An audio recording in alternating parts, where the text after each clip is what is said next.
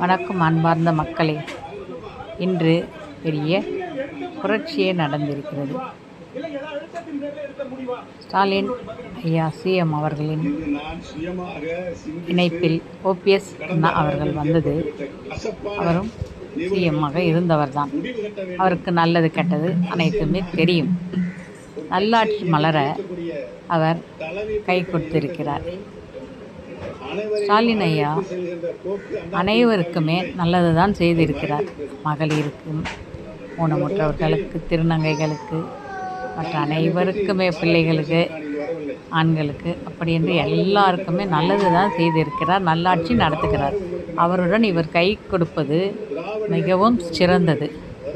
இனி நல்லாட்சி அமைந்திட என்னுடைய வாழ்த்துக்கள், என்னுடைய விருப்பம் எல்லாம் நல்லதே என்று நான் நினைக்கிறேன்.